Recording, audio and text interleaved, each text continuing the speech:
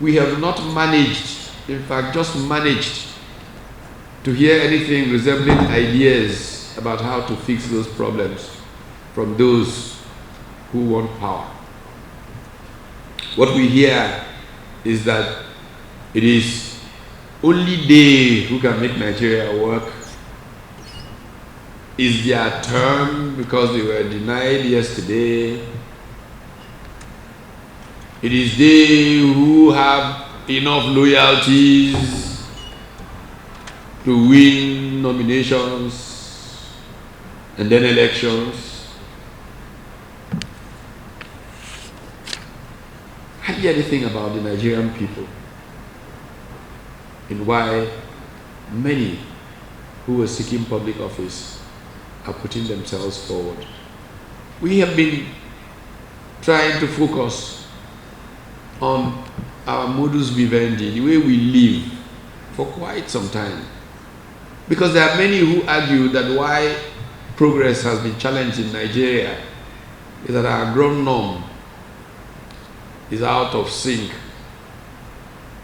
and is not owned by the Nigerian people. We all know that there are groups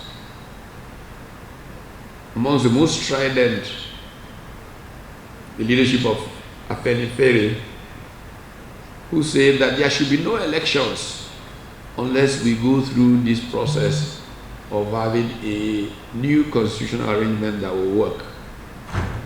There are those who have said that even if you brought an angel from heaven to run Nigeria, if that angel runs a constitution, they will fail.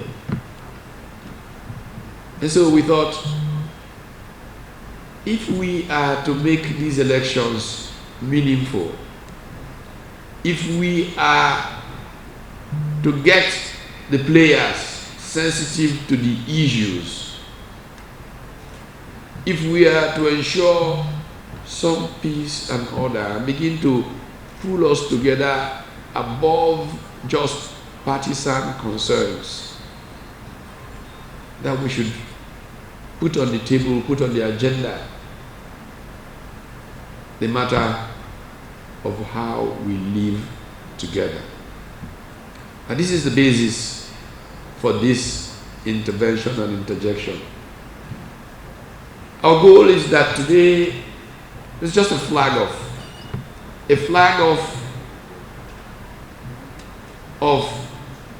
stakeholders getting together to rekindle the issues that are on the table already. When the NCF brought together the fathers of the nation on October 1 of 2020 to bless the land and set a tone for reconciliation, growth, and development for our country. Nigeria has never been able to attain its full oil production quota of 2 million barrels of crude per year. We have been at about 1.6 or 1.8 million barrels, if at all that high. 20 years ago, that was what sustained a population of about 120 million people. Today, our population is about 180 million, and yet we are stagnated at the same volume of production. Add to this the fact that in real terms, oil is fetching us less now than it did then. It is evident that this alone is sufficient to have caused a major deterioration in our standard of living in and out of office. 20 years ago also, it has been estimated that there were not less than 4 people in the rural areas feeding one urban dweller. Today, because of the rate of urbanization, it is estimated that we have 1 person in the rural area struggling to feed one urban dweller. It is further estimated that 20 more years from now, there will be 1 rural dweller struggling to feed 4 urban dwellers using the same archaic farming methods. This is reality, and the consequences are there for our lives in and out of office. This, by the way, these estimates, by the way, were made before Boko Haram, bandits, and herdsmen made it impossible for farmers to go to the farm. In the meantime, our oil is being stolen with such impunity that we have reached the point of hemorrhaging. Our gold and several other solid minerals in the north are being carted away with little benefit to the country. Our agriculture has become comatose, with manufacturing at a standstill.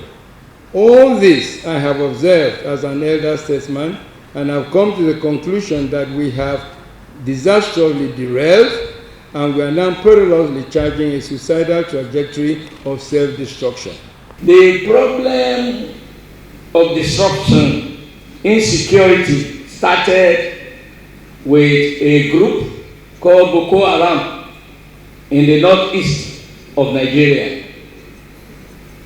The agenda was through radicalization and indoctrination to take over Nigeria and make it an Islamic nation, and also plant the Quran inside Atlantic Ocean in the south. We thought it was a joke, but till today we are still battling with that madness. They snowballed into other Islamic terrorist group rising up, like Islamic State of West African province, an ally of ISIS. And like play, it became another thing, banditry. And the thing that started by targeting the Christians alone now have made everybody a target, if a possible victim of their very senseless attacks. Farmers are unable to access their farms because of the fear of being brutally murdered by the terrorists. This has led to food scarcity in our nation, and the rise in the cost of food items all over the country.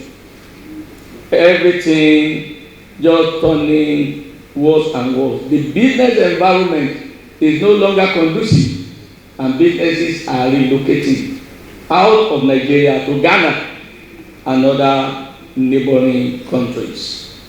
Today we have unemployment, which has contributed to the easy recruitment of our youths by the bandits and terrorists, and we are doing as if nothing is wrong.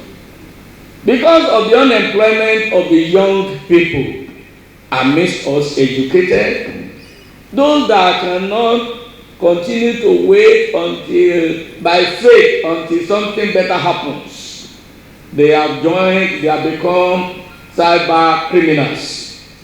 You have Yahoo boys, etc., etc. The Business Insider Africa says that 70 million people in Nigeria are living in extreme poverty. And this is rated as the highest in Africa. And I think if it is the highest in Africa, it is the highest in the world. How can the richest country in Africa also have such number of the poor? I think we need to commit to supporting only candidates wherever they come from, who not only commit to convening some serious national constitutional forum, but actually commits to implementing what we recommend. No one should even venture to offer to lead us unless they tell us clearly and we see the writing that one of their first priorities is to allow an unhindered discussion and production of ideas about how this country should be established. Another Elders Forum supports this initiative. We hope that at the end of the day today, we will commit to supporting the survival of this country, irrespective of the assaults that are being made by insecurity by our leadership. We need to survive this country. We need to produce the kind of leader who we can all look up to and say, that's our leader. We need to produce the kind of leader who will commit to our future, the future of our children. And we can do that as Nigerians. We don't need to do it as ethnic groups. We don't need to do it as people from one parts of the region. We can do it. Because the truth about it is, problems in the southeast are the problems of Zamfara. Boko Haram is not a northern problem, it's a Nigerian problem. And whatever it is that is fueling IPOB, it's not a Igbo issue, it's a Nigerian problem. It needs to be looked into, it needs to be resolved. We need to send messages to our people who are losing hope that you can actually reconstruct this country. Nigeria has a future. But if some of the people in this room and those outside don't really get up and get involved in the political process,